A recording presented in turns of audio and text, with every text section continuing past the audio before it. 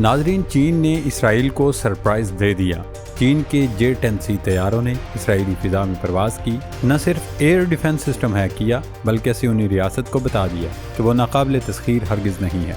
چینی لڑاکا طیاروں کی پرواز کے بعد اسرائیل میں سائرن بج گئے، افراتفری مچ گئی، لوگ محفوظ مقامات پر پناہ لینے کے لیے بھاگے، سڑکوں پر ہڑبونگ مچ گئی۔ پہلے تو لوگ سمجھے کہ ایران نے ایک بار پھر حملہ کر دیا ہے، لیکن بعد میں یہ اطلاع غلط نکلی۔ اب سوال یہ پیدا ہوتا ہے کہ چینی لڑاکا طیارے اسرائیلی حدود میں کیا کرنے گئے؟ کیا چینی فضائیہ کے طیاروں نے اسرائیل پر حملہ بھی کیا؟ اگر حملہ کیا تو پھر اس میں کیا نقصان ہوا؟ چین براہ راست اس جنگ میں کیوں کودا؟ ان تمام سوالوں پر آگے چل کر تفصیلی ڈسکشن کریں گے۔ لبنانی تنظیم حزب اللہ اسرائیل کے لیے ڈراؤنا خواب بن چکی ہے۔ حزب اللہ نے لبیک یا نصر اللہ کے نعرے کے تحت ایک بار پھر صہیونی ریاست پر میزائلوں کی بارش کر دی۔ حزب اللہ کے حملے میں اسرائیلی فوج کا نیول بیس مکمل تباہ ہو گیا۔ ایک اور کارروائی میں حزب اللہ نے لبنان سے 132 کلومیٹر دور تل ابیب کے جنوب میں واقع فوجی کارخانے کو میزائل سے ہٹ کر کے تباہ کر دیا۔ یہ حزب اللہ کی جانب سے پہلا حملہ ہے جس نے اتنی دور ٹارگٹ کو ہٹ کیا۔ دوستو، ایک اور اہم ڈیولپمنٹ آپ کے ساتھ شیئر کریں کہ امریکہ میں نئے صدر ڈونلڈ ٹرمپ نے اقتدار میں آنے سے پہلے ہی ایران سے سینگ پھنسانا شروع کر دیے۔ انہوں نے حلف اٹھانے اور وائٹ ہاؤس پہنچنے سے قبل نہ صرف تہران کو تڑیاں لگانا شروع کر دیں بلکہ پابندی عائد کرنے کا عندیہ بھی دے دیا۔ ٹرمپ نے ایران پر حملے کے لیے ماحول بنانا شروع کر دیا ہے۔ امریکی حکام کی جانب سے ایران پر ڈونلڈ ٹرمپ پر حملہ کرنے کا بھونڈا الزام لگایا گیا ہے۔ ایران نے سختی سے اس الزام کو مسترد کیا ہے۔ دراصل امریکیوں کا یہ طریقہ واردات ہے، جب انہیں کسی ملک پر چڑھائی کرنی ہو یا حملہ کرنا ہو تو وہ پہلے ماحول بنا کر رائے عامہ ہموار کرنے کی کوشش کرتے ہیں۔ مثال ہمارے سامنے ہے کہ 9/11 سے پہلے ہی امریکہ نے افغانستان پر یلغار کرنے کا منصوبہ بنا لیا تھا۔ کبھی افغان طالبان کو کوڑے لگانے کی خبر عالمی میڈیا کی سرخیوں کی زینت بنتی تھی تو کبھی کوئی اور الزام لگایا جاتا تھا۔ اسی طرح امریکہ کی جانب سے زور و شور سے پروپیگنڈا کیا گیا کہ عراق کے پاس تباہ کن ایٹمی ہتھیار ہیں۔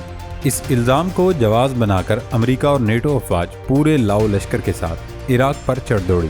انہوں نے عراق کی اینٹ سے اینٹ بجا ڈالی، صدر صدام حسین کو پھانسی دی گئی، لیکن آج تک ایک بھی ایٹمی ہتھیار عراق سے نہیں ملا۔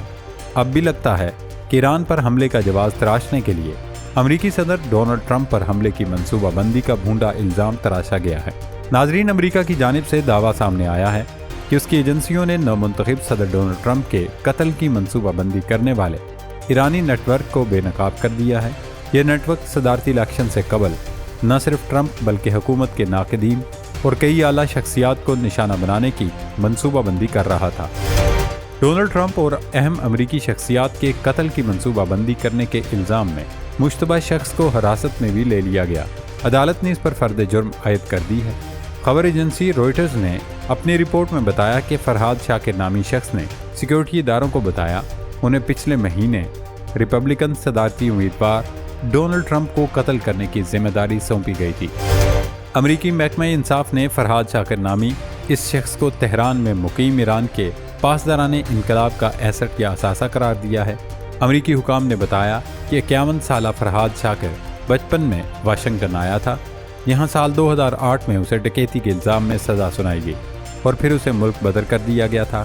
فرحاد شاکری نے تفتیشی حکام کو بتایا کہ ستمبر 2023 میں پاسداران انقلاب سے تعلق رکھنے والے ایک شخص نے ان سے رابطہ کیا اور ہدایت کی کہ وہ تمام کام چھوڑیں اور امریکی صدر ڈونلڈ ٹرمپ کی نگرانی کریں اور ان کے قتل کا منصوبہ تیار کریں۔ واضح رہے کہ 25 ستمبر کو ڈونلڈ ٹرمپ نے کہا تھا انہیں ایران سے قتل کی دھمکیاں مل رہی ہیں۔ انہوں نے یہ دعویٰ بھی کیا کہ ستمبر کے وسط میں پاسداران انقلاب کے ذمہ دار نے ان سے رابطہ کر کے کہا کہ وہ ٹرمپ کو اب تک قتل کیوں نہیں کر سکا۔ انہیں 7 روز میں ٹرمپ کو قتل کرنے کا منصوبہ فراہم کرنے کا کہا گیا تھا، جس پر فرحاد شاکری نے ایرانی ذمہ دار کو بتایا کہ ڈونلڈ ٹرمپ کو مارنا آسان کام نہیں، اس پر بہت زیادہ رقم خرچ ہوگی۔ جواب میں پاسداران انقلاب کے ذمہ دار نے کہا کہ رقم کوئی مسئلہ نہیں، ہم پہلے ہی بہت پیسہ خرچ کر چکے ہیں۔ امریکی عدالت میں پیش کی گئی دستاویزات میں یہ بھی کہا گیا، فرحاد شاکری نے FBI کو بتایا کہ ایران سے انہیں ہدایات ملی، اگر 7 روز میں ڈونلڈ ٹرمپ کو ٹھکانے نہ لگایا جا سکے تو پھر انتخابات کے نتائج کا انتظار کیا جائے، کیونکہ ایران کو یقین تھا کہ ڈونلڈ ٹرمپ الیکشن ہار جائیں گے اور انتخابات کے بعد انہیں قتل کرنا آسان ہوگا، لیکن وہ لوہے کا چنا ثابت ہوئے اور امریکی اشرافیہ کو ناک رگڑوا دی۔ ویسے انتخابات سے پہلے ڈونلڈ ٹرمپ یہ بات کہہ چکے تھے ان کی جان کو خطرہ ہے اور ایران ان پر حملہ کروا سکتا ہے۔ ایران کی جانب سے ڈونلڈ ٹرمپ کو قتل کروانے کی ایک وجہ تو ایران کا غصہ ہو سکتا ہے کہ ٹرمپ نے آ کر کئی برسوں کی کوششوں کے بعد کی جانے والی نیوکلیئر ڈیل کو منسوخ کر دیا تھا۔ پھر ڈونلڈ ٹرمپ کے دور میں ہی ایران کی القدس فورس کے commander in chief Qasim Soleimani Baghdad میں ہونے والے امریکی ڈرون حملے میں مارے گئے تھے۔ اسی سال اگست میں امریکی حکام نے ایک پاکستانی شخص آصف مرچنٹ پر فرد جرم عائد کی تھی۔ اس پر الزام ہے کہ وہ ایران کی ایما پر امریکہ میں ٹرمپ اور دیگر اہم شخصیات کو قتل کرنے کے لیے کرائے کے قاتلوں کی تلاش میں تھا۔ دوستو، یہ سب مفروضے اپنی جگہ، لیکن ایرانی حکومت نے ان الزامات کی سختی سے تردید کی ہے۔ ایران کا موقف ہے کہ اس نے کبھی ٹرمپ کو مارنے سے متعلق کوئی پلاننگ نہیں کی۔ وزارت خارجہ کے ترجمان اسماعیل بقائی اپنے بیان میں کہا، امریکہ تہران پر ایسے من گڑت، بے بنیاد اور جھوٹ پر مبنی الزامات لگانے سے باز رہے۔ ایران کے سابق یا موجودہ حکام ایسی کسی بھی کوشش میں ملوث نہیں رہے۔ دراصل ٹرمپ انتظامیہ نے ابھی سے ماحول بنانا شروع کر دیا ہے تاکہ جب امریکی صدر اقتدار میں آ کر اسرائیل کی محبت میں ایران پر پابندیاں سخت کریں تو عالمی برادری کوئی شدید رد عمل نہ دے اور اسے ٹرمپ اور ایران کی ذاتی لڑائی سمجھا جائے۔ ٹرمپ کی میڈیا ڈائریکٹر اسٹیون چیونگ نے وائس آف امریکہ سے گفتگو میں کہا کہ ڈونلڈ ٹرمپ دہشت گرد ایرانی حکومت کی جانب سے بنائے جانے والے منصوبے کے بارے میں آگاہ تھے، لیکن انہیں دوبارہ وائٹ ہاؤس میں آنے اور دنیا میں امن بحال کرنے سے کوئی نہیں روک سکتا۔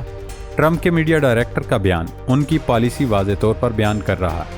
اب ڈونلڈ ٹرمپ کے وائٹ ہاؤس آنے کی صورت میں دنیا کو ایک نئی جنگ کے لیے تیار رہنا چاہیے۔ خیر، ایران نے بھی ڈونلڈ ٹرمپ کے وائٹ ہاؤس پہنچنے سے پہلے اپنی تیاریاں مکمل کر لی ہیں۔ ایران نے بین البراعظمی میزائل کا کامیاب تجربہ کر لیا ہے۔ ایرانی میڈیا نے اس میزائل سے متعلق زیادہ تفصیلات تو جاری نہیں کی، البتہ یہ بتایا جا رہا ہے یہ تجربہ جنوب مشرقی شہر شاہرود میں کیا گیا۔ یہ میزائل نہ صرف نیوکلیئر وار ہیڈ لے جانے کی صلاحیت رکھتا ہے، بلکہ یہ اتنا تیز اور طاقتور میزائل ہے کہ اگر ایران اسے اسرائیل پر ہٹ کرتا ہے تو محض 7 سے 8 منٹ کے وقفے میں یہ صہیونی ریاست کے دارالحکومت تل ابیب کو نیست و نابود کر کے رکھ دے گا۔ ایران کی جانب سے امریکی الزامات کے بعد اس میزائل کا تجربہ دراصل وائٹ ہاؤس کے نئے مکین کے لیے پیغام ہے کہ اگر ایران پر چڑھائی کرنے کی کوشش کی تو ہم تو ڈوبیں گے، لیکن اسرائیل کو ساتھ لے ڈوبیں گے۔ اور یہ بات تو پوری دنیا ہی جانتی ہے، امریکہ وہ جن ہے جس کی جان اسرائیل نامی طوطے میں قید ہے، کیونکہ جو بھی صدر آتا ہے وہ یہودی لابی کی فنڈنگ سے ہی آتا ہے، لہٰذا وہ اسرائیل کے مفادات کے خلاف ایک قدم بھی نہیں اٹھا سکتا۔ اس لیے ایران نے ڈھکے چھپے لفظوں میں امریکہ کو پیغام دے دیا ہے کہ اگر میلی آنکھ سے ہماری جانب دیکھا تو پھر اسرائیل کی خیر نہیں۔ ناظرین، ایک اور اہم ڈیولپمنٹ آپ کے ساتھ شیئر کریں کہ گزشتہ روز اسرائیل میں اچانک سے خطرے کے سائرن زور زور سے بجائے گئے۔ سائرن کے ساتھ ہی اعلان کیے جانے لگے کہ دشمن کے لڑاکا طیارے اسرائیلی فضائی حدود کو پامال کرتے ہوئے اندر گھس آئے ہیں۔ اس اطلاع نے ایسی افراتفری اور ہڑبونگ مچائی کہ جو شخص جہاں تھا وہ بنکرز کی جانب دوڑ پڑا۔ کچھ لوگ سڑکوں پر ہی گاڑیوں کے نیچے لیٹ گئے، کچھ کھلے میدانوں میں درختوں کی اوٹ میں جا کر چھپ گئے۔ ویسے تو اسرائیل میں سائرن بجنا اب معمول کی بات ہے، کیونکہ روزانہ کی بنیاد پر خطرے کے سائرن بجائے جاتے ہیں، جس کے بعد لوگ زیر زمین پناہگاہوں میں چھپ جاتے ہیں۔ لیکن گزشتہ روز طیاروں کے اعلان نے ایسا خوف و ہراس پیدا کیا کہ الحفیظ والامان۔ ابھی تک صہیونی انتظامیہ اس بات کا پتہ نہیں لگا سکی کہ کس ملک کے طیارے اسرائیلی حدود میں گھسے تھے۔ کیا ایران کے لڑاکا طیارے آئے تھے یا پھر لبنان سے دراندازی کی کوشش کی گئی تھی؟ اسرائیلی حکام کو شک ہے کہ روس اور چین کی مدد سے ایران نے ہمارا ریڈار سسٹم ہیک کیا اور اس کے بعد اس کے طیاروں نے دراندازی کی کوشش کی۔ اسرائیل میں اس وقت شدید سراسیمگی پھیلی ہوئی ہے۔ دفاعی تجزیہ کاروں کا ماننا ہے کہ یہ ہماری صلاحیت جانچنے کی کوشش تھی تاکہ اگلی بار جب حملہ ہو تو ہمارے ایئر ڈیفنس سسٹم کو کانوں کان خبر نہ ہو سکے اور دشمن اپنا کام کر کے چلتا بنے۔ کچھ اطلاعات یہ بھی ہیں ایران نے روسی ساختہ لڑاکا طیارے بھیجے تھے، لیکن ابھی تک ان کی تصدیق نہیں ہو سکی۔ دوستو، حزب اللہ کی جانب سے صہیونی ریاست پر حملوں کا سلسلہ جاری ہے۔ تازہ کارروائیوں میں حزب اللہ کے جنگجوؤں نے تل ابیب کے مضافاتی علاقوں حیفا اور نہاریہ میں الجلیل، العالیہ اور اسبا پر شدید میزائل اور ڈرون حملے کیے ہیں۔ حزب اللہ نے اپنے بیان میں بتایا کہ مقبوضہ فلسطین کی شمالی اور مرکزی علاقے میں پورے 1 گھنٹے تک اس کے میزائل اور ڈرون گرتے رہے۔ کچھ راکٹس کو اسرائیلی ایئر ڈیفنس سسٹم نے ناکارہ بنا دیا، لیکن زیادہ تر نے ہدف کو نشانہ بنایا۔ دوستو، حزب اللہ نے پہلی بار لبنان کی سرحد سے 132 کلومیٹر کے فاصلے پر تل ابیب کے جنوب میں واقع فوجی کارخانے ملام پر میزائل حملہ کیا۔ اسرائیل کے شہر صفد میں قائم اس فیکٹری کو پہلے بھی نشانہ بنایا جا چکا ہے۔ حزب اللہ کا کہنا ہے کہ اس میزائل حملے میں خیبر سیریز کے مخصوص میزائلوں کا استعمال کیا گیا۔ جس کارخانے یا فیکٹری کو تباہ کیا گیا ہے اس میں اسرائیلی فوج کے لیے میزائلوں اور لڑاکا طیاروں کے پرزہ جات بنائے جاتے ہیں۔ فیکٹری میں کافی مقدار میں بارودی مواد بھی موجود تھا۔ حزب اللہ کے حملے کے نتیجے میں اس بارودی مواد میں آگ لگ گئی اور علاقے میں کافی دیر تک شعلے فضا میں بلند ہوتے رہے۔ کئی گھنٹوں بعد آگ پر قابو پا لیا گیا، لیکن اس حملے میں صہیونی ریاست کو بھاری نقصان اٹھانا پڑا۔ حملے کے بعد نیتن یاہو نے لبنانی تنظیم کو تڑی لگائی ہے کہ اس نے ریڈ لائن پار کی ہے۔ اب وہ حزب اللہ کی بچی کھچی قیادت کو بھی نہیں چھوڑیں گے۔ اب دیکھتے ہیں ڈونلڈ ٹرمپ کے وائٹ ہاؤس پہنچنے کے بعد مشرق وسطی میں جنگ کے بھڑکتے شعلے کم ہوں گے یا ٹرمپ اپنی حرکتوں اور پالیسیوں سے اس پر مزید تیل چھڑک کر اس آگ کو الاؤ میں تبدیل کریں گے۔ اگر ٹرمپ باز نہ آئے اور پرانی حرکتیں جاری رکھی تو مشرق وسطی کے شعلوں کی تپش یقیناً واشنگٹن تک محسوس ہوگی اور پھر پوری دنیا کو اپنی لپیٹ میں لے لے گی۔